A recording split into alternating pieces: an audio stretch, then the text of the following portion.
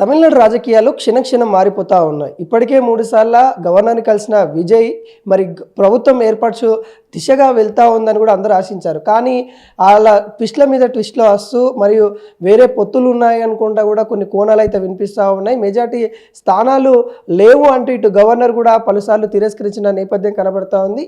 ఈ అంశం పైన అసలు న్యాయస్థానం ఏం చెప్తా ఉంది? అసలు ఆర్టికల్స్ ఏం చెప్తా ఉన్నాయి? రాజ్యాంగం ఏం చెప్తా ఉంది? గవర్నర్‌కి ఉన్న ఏవైతే పవర్లేంటి అవన్నీ తెలుసుకునే ప్రయత్నం అయితే చేద్దాం. మనతోని ప్రముఖ హైకోర్టు అడ్వకేట్ ఇమ్మినేని రామారావు గారు అయితే ఉన్నారు. సార్, ఈ చూస్తూ ఉన్నాము గత 3 రోజుల నుండి ఏదైతే తమిళనాడులో జరుగుతున్న రాజకీయం మొత్తం కూడా చూస్తూ ఉన్నాము. 3 సార్ల గవర్నరు తిరస్కరించిన పరిస్థితి కనబడతా ఉంది. దీన్ని ఎలా చూడొచ్చు? ఎందుకంటే టీవీకే చీఫ్ విజయ్ గారు కూడా హైకోర్టుకి వెళ్ళైనా నేను సాధించుకుంటానే ధీమాతోనే ఉన్నారు. అయితే దీన్ని ఎలా చూడొచ్చు మనం? అయితే అనూహ్యంగా ఒక 2 సంవత్సరాల క్రితం పెట్టిన పార్టీ మెజారిటీ స్థానాలు అనేటివి సంపాదించడం జరిగింది. ఒక సింగిల్ లార్జెస్ట్ పార్టీగా ఎదగడం జరిగింది తమిళనాడులో. టీవీకేకి 108 సీట్లు వచ్చినాయి. అదేవిధంగా కాంగ్రెస్తో కలుపుకుంటే మెజారిటీకి అతి దగ్గరగా ఉన్నది. అతి దగ్గరగా. అయితే గతంలో జరిగిన దానికి విభిన్నంగా గవర్నర్ పూర్తి స్థాయిలో మెజారిటీ ఉంటే తప్ప అంటే అందరి సపోర్ట్ చేసే వాళ్ళ బలం ఉంటే తప్ప అంటే రిటర్న్లో ఒక అఫిడవిట్ ఫామ్లో కానీ స్పెసిఫైడ్ ఫార్మాట్లో ఉంటే తప్ప నేను మిమ్మల్ని అనుమతించను అంటే బల ప్రదర్శన చేయండి నేను అనుమతించను. గతంలో ఇట్లాంటి ఇన్సిడెంట్స్ చాలా అయినాయి. అయితే ఇప్పుడు ఎస్ఆర్ బొమ్మాయి కేసు కావచ్చు, లేకుంటే దాని తర్వాత 2020లో కూడా ఒక కేసు జరిగింది. అయితే దీనికి అన్నిటికీ సర్కారియా కమిషన్ ఏర్పాటు చేయడం జరిగింది. సర్కారియా కమిషన్ కొన్ని ప్రతిపాదనలు, కొన్ని గైడ్ లైన్స్ అనేటివి దాంట్లో పెట్టడం జరిగింది.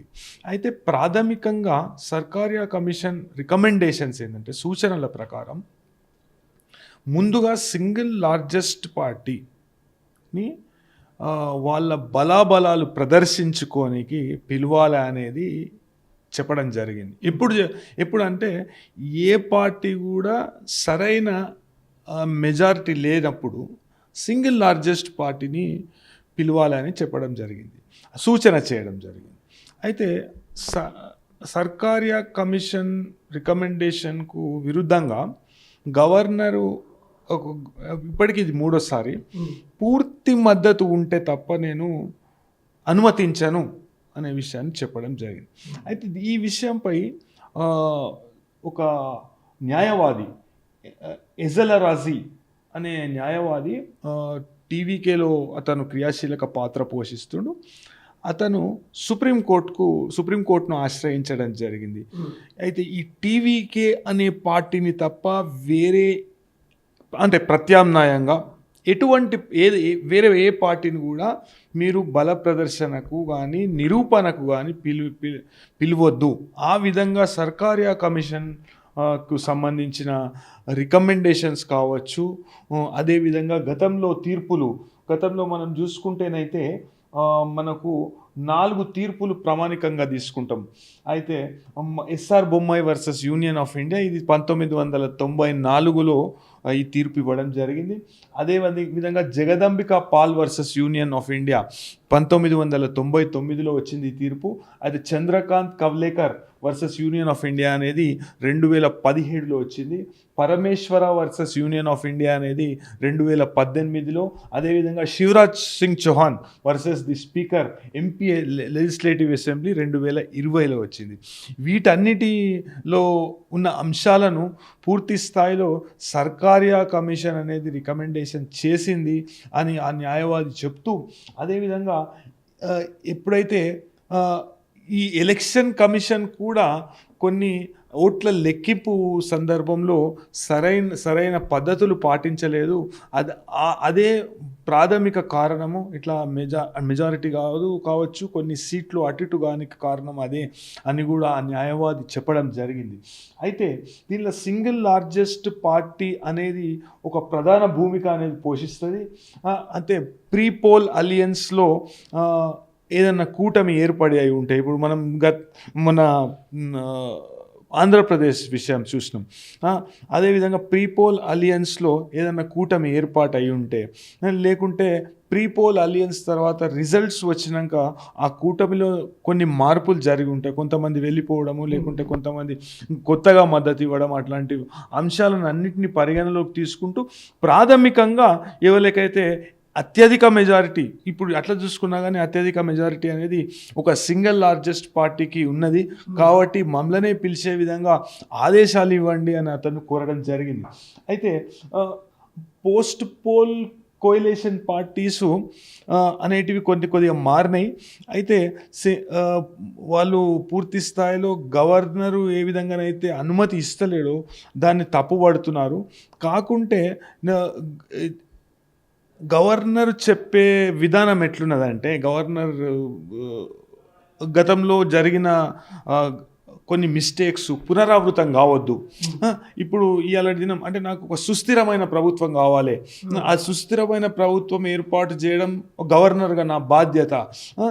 కొన్ని రోజులు అయినాక కొంతమంది అటు వెళ్ళిపోయి హార్స్ ట్రేడింగ్కి ఒక అవకాశంగా మారొద్దు. అంటే ఆయారాం గయారాం అని, గతంలో ఆయారాం గయారాం అనే నానుడి ఎట్లొచ్చిందంటే, ఒక వ్యక్తి, ఒక ఎంపీ 1967లో ఒకటే దినం 3 సార్లు పార్టీలు మారుతాడు. అయితే ఆయనను ఆయారాం గయారాం అని సంబోధించడం జరుగుతుంది. అయితే ఆ విధంగా ఒక హార్స్ ట్రేడింగ్కి మనకు ఇది ఒక వేదిక కావద్దు. ఇటువంటి అంటే మంచి డెమోక్రటిక్ ప్రిన్సిపల్స్ పైన మనం రాజకీయం చేద్దాము, ప్రజలకు కూడా ఇబ్బంది కలగకుండా మనం చూసుకుందాము అని గవర్నర్ కూడా చెప్పడం జరిగింది. అయితే మనం వేచి చూడాలి. అయితే ఈ నిన్న కూడా ఒక ఇద్దరు అంటే సంఖ్యాపరంగా ఇద్దరు తక్కువ పడుతురు. అయితే వాళ్ళిద్దరు మేము మద్దతు ఇవ్వము అని వెళ్ళిపోయాను. అయితే గవర్నర్ అనుమానం కూడా ఇది కొద్దిగా దాన్ని బలపరుస్తుంది, ఆ అనుమానం బలపరుస్తుంది. ఎందుకంటే దానిలోకి ఒక నలుగురు 5 మళ్ళీ పోయినరంటే మళ్ళీ దాంతోనే ఇబ్బంది. అయితే అదేవిధంగా విజయ్ కూడా మేము అందరం రాజీనామా చేస్తామని చెప్పేసి ఒక స్టేట్మెంట్ ఇవ్వడం జరిగింది.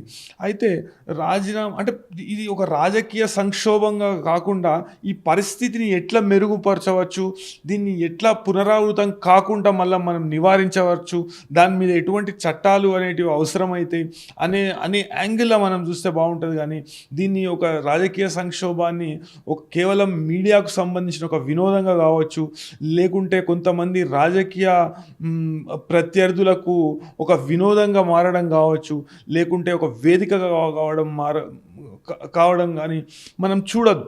మనము దీన్ని ఈ రాజకీయ సంక్షోభాన్ని పూర్తి స్థాయిలో నివారించి ప్రజలకు ఒక సుస్థిరమైన మంచి సుభిక్షమైన పాలన ఎట్లా అందియగలుగుతారు అనేది మనం చూడవలసి ఉంటుంది. అంటే సంఖ్యాబలం అనేది నిరూపించేది ఏదైతే అసెంబ్లీలో నిరూపిస్తామో, రాజ్భవన్లో కాదు, అసెంబ్లీకి వచ్చేసరికి సంఖ్యాబలం నిరూపించే అవకాశాలు ఉంటాయి. మరి ఇక్కడ ఎందుకు గవర్నర్ అలా ఆలోచించట్లేదు అన్నట్టు కూడా ప్రాథమికంగా చెప్తా ఉన్నారు. దీన్ని ఎలా చూడొచ్చు? అయితే నిన్ననే మనం చూసినాము, ఒక ఇద్దరు మేము మద్దతు ఇవ్వము అని చెప్తున్నారు.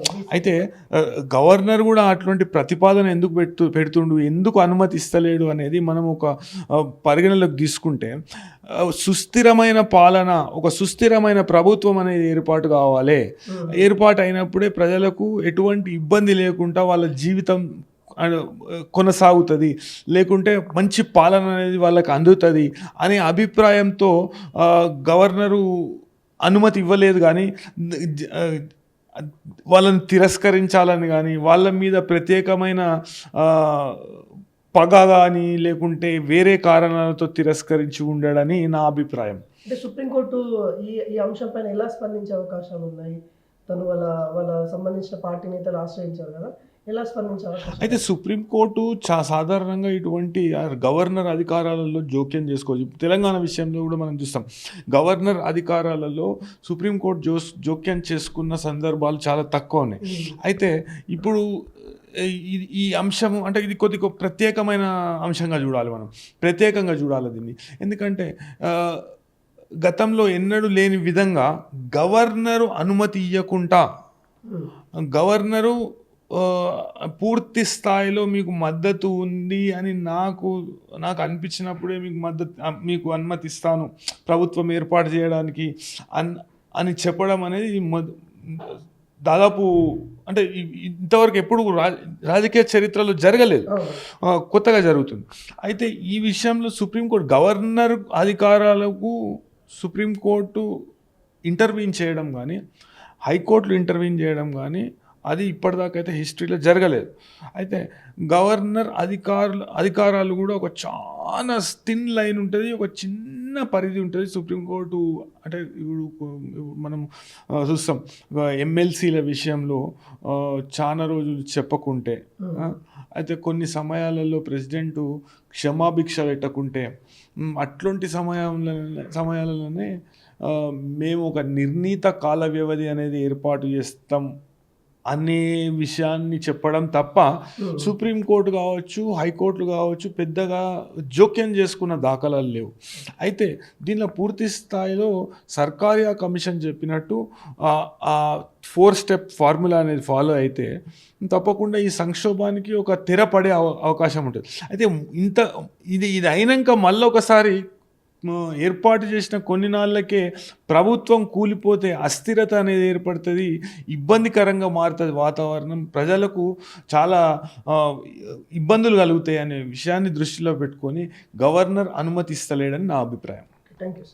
సో చూశారు కదా, అక్కడ ప్రజలకి ఏదైతే కోరుకున్నారో ఖచ్చితంగా ప్రజలకు ఇబ్బంది కలగకుండా ఒక ప్రభుత్వాన్ని నడిపించే విధంగా గవర్నర్ యొక్క బాధ్యత ఉంటుంది కాబట్టి, దాంట్లో సంఖ్యాబలం ప్రాథమికంగా ఉంటుంది కాబట్టి గవర్నర్ అటువంటి నిర్ణయాలు అయితే తీసుకుంటారు. గవర్నర్ నిర్ణయాలలో దాదాపుగా సుప్రీంకోర్టు కానీ హైకోర్టు కానీ చాలా తలదూర్చే అవకాశాలు చాలా తక్కువ ఉన్నాయి. ఇక్కడ ఇప్పటికే టీవీకే అధ్యక్షులు విజయ్ గారు మద్దతు కూడా పెట్టుకునే ప్రయత్నంలో అయితే కొంత ప్రయత్నాలు అయితే చేస్తున్నట్టు కూడా కనబడతా ఉంది. ఇంకో 2 సంఖ్యాబలంతోనైతే కొంత వెనుకంజ అయితే ఉన్నారు. ఆ 2 సంఖ్య కూడా దాదాపుగా వీసీకే పార్టీ నుండి వచ్చే అవకాశాలు అయితే కనబడతా ఉంది. త్వరలో సీఎంగా విజయ్ గారు అయితే ప్రమాణ స్వీకారం చేసే అవకాశాలు అయితే క్లియర్ కట్గా కనిపిస్తూ ఉన్నాయి. కెమెరామెన్ రవీందర్తో అనిల్, హైదరాబాద్.